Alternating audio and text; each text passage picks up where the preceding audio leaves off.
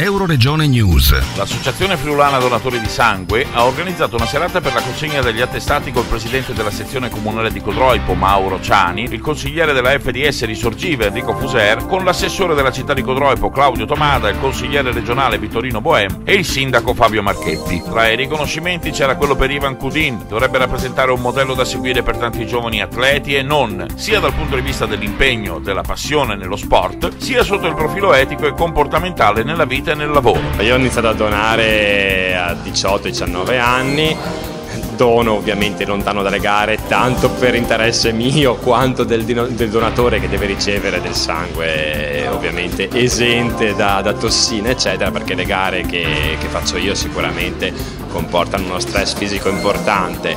Quindi la donazione per me è assolutamente compatibile con lo sport di alto livello e non vedo assolutamente nessuna controindicazione. Si può fare sicuramente e penso sia una scelta, diciamo, etica che ci coinvolge non per il fatto di sentirci diciamo delle persone sensibili oppure, ma semplicemente perché è una cosa che sentiamo e penso sia giusta e corretta.